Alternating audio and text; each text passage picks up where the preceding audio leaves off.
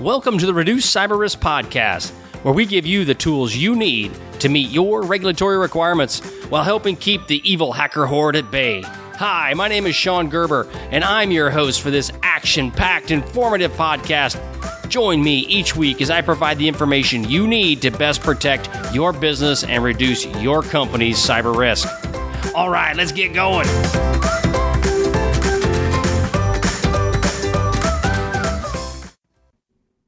Hey all, this is Sean Gerber again from Reduce Cyber Risk with a cybersecurity snapshot. Hey, just want to talk to you a little bit about the recent act that was passed by South Carolina and some things that might affect businesses that are in the state of South Carolina. The interesting part about all this is going to be how this is going to play out in other states. And what it is, it's the South Carolina Data Security Act. Well, what does this basically mean? It's the beginning of where states are going to take a proactive approach to transferring the risk to businesses through regulations. And you're seeing this commonly within China, the EU, Spain, and various other states. And now it's going to start happening in states. And like, for example, Alabama has a data breach law that just came out. California just had something that goes along the privacy aspects of this. And this falls in line with the GDPR. And now what's happening with California, and now what's happening with South Carolina and Alabama, it's basically telling the federal government they better come up with something. If not, you're going to have all these states are going to do something that's very different.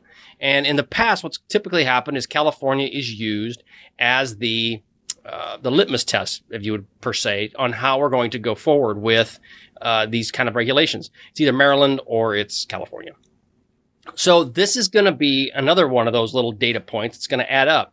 The California Act, the Privacy Act that's passed, doesn't really get into the cybersecurity pieces of this. However, what it really does do is it kind of goes into the privacy aspects of it.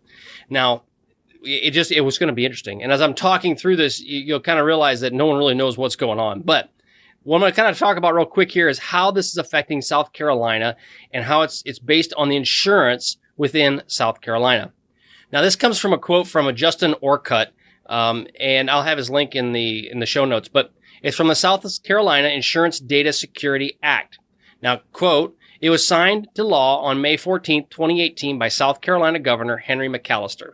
It's the first piece of cybersecurity legislation ever to be passed in the United States aimed at covering the insurance industry."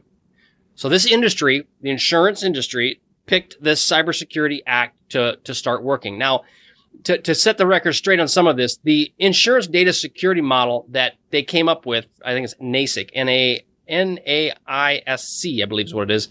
The National Association of Insurance Commissioners, okay, in 2017, they came up with their own cybersecurity plan, and it's a model by which people can implement and states can implement. So the national one came up with an idea on how to do this program.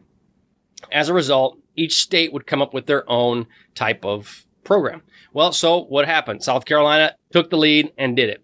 And so this is based on what they've got coming out of the law. It's also kind of follows suit with what happened with the New York NYDFS, the New York Department of Financial Services, and they have their own security programs as well. So it's basically taking, you are as a business owner, you got to build a security program. What does that mean? Exactly. There are some guidance around that on what you can do to build a security program. But if you aren't a cybersecurity person, you're probably going, I have no idea. If you're a small business, you're like, what is that?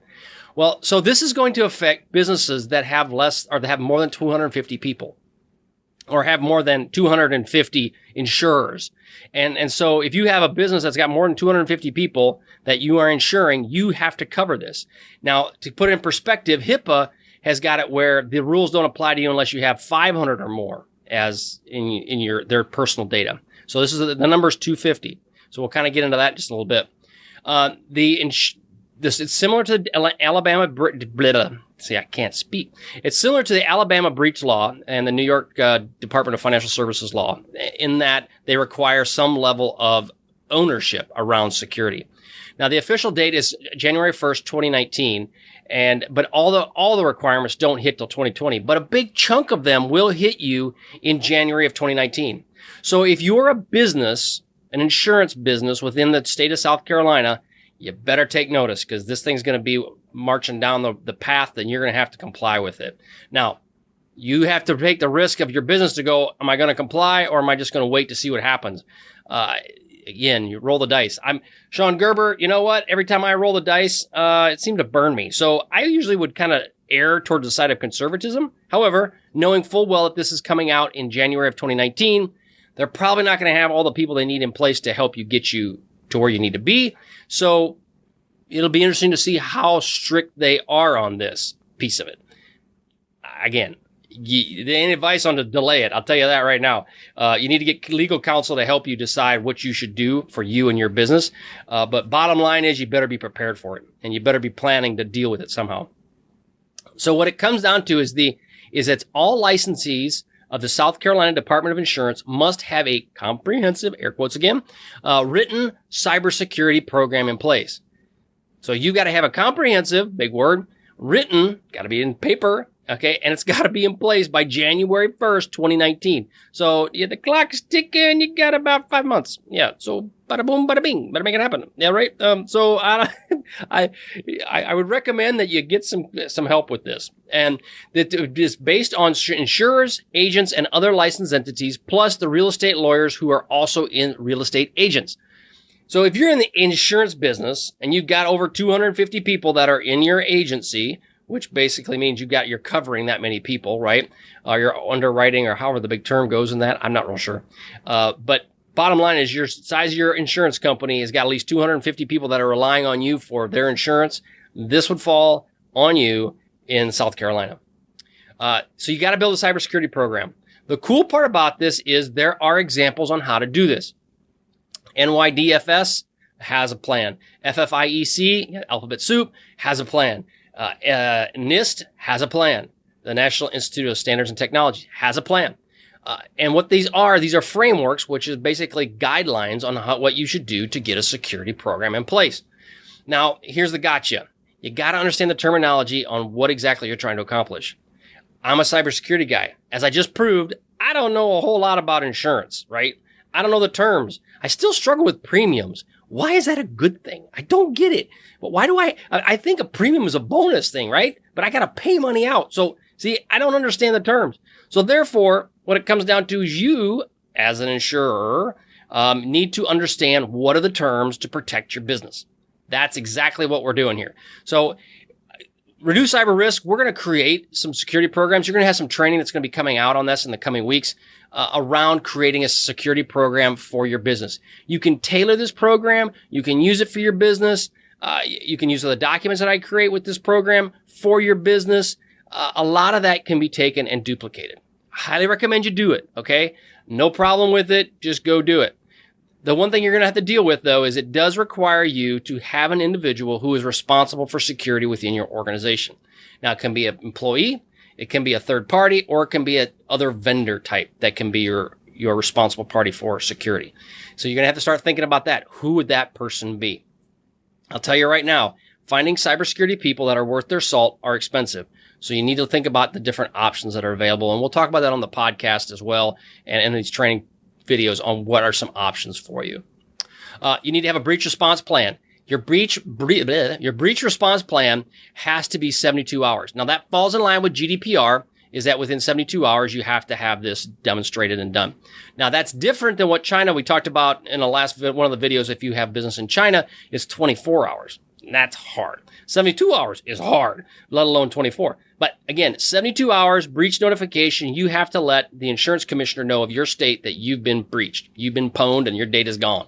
Then, yeah. So then from there, you'll see how things play out. Bottom line with all this stuff is, and you may be going, I don't want to do a program. This is stupid. It's compliance poo. It's no fun. It's just paperwork. You're right. However, the challenge comes into is this. If they want to know that you are taking responsibility for the security of your business and the security of the people that are entrusted to you.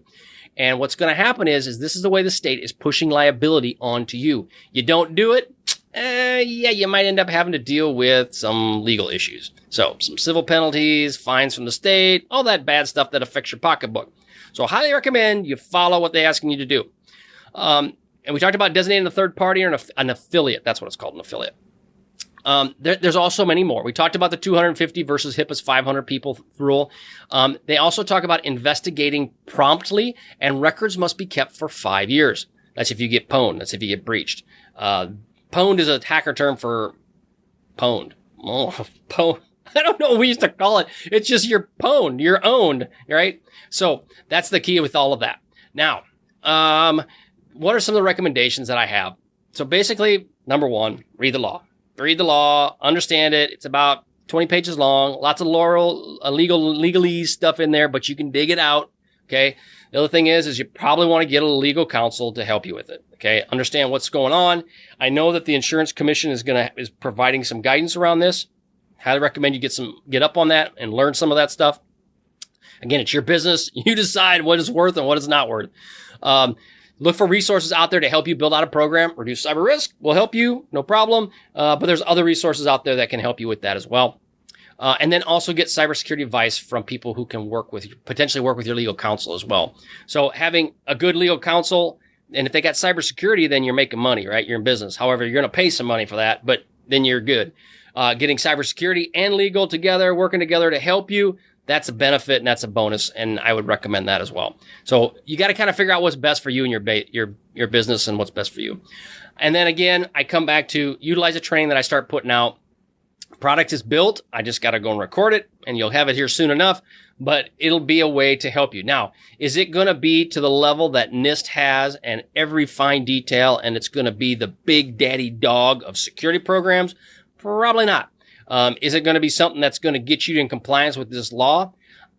I would think so, but then again, I'm not a lawyer and I can't give you legal advice about that. But I can tell you that if I was in my situation and my company was dealing with this and I provided the security program versus nothing, that's a great place to start. And I would say it's a good place to get started. And then from there, you can morph it over time and figure out as they tighten down the law and figure out what works and what isn't and how this is all going to affect you. You can make modifications to your security program to meet their needs.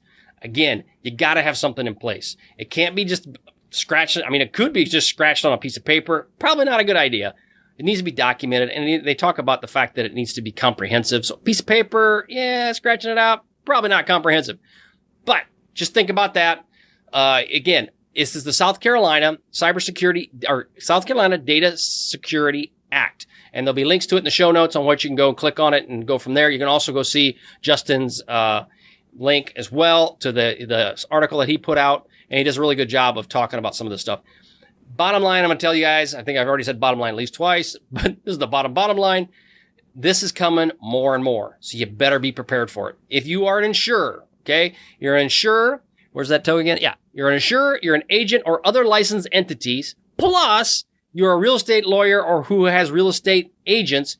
It's you, baby. It's coming for you. So you better be prepared. All right. Hope you have this. I hope you enjoyed this. I hope you like this. We'll keep putting more of this content out on YouTube and other places on the website as well. And other than that, if you got any questions, just email me, let me know, and I'd be happy to answer some of your questions. All right. Have a great day. See ya.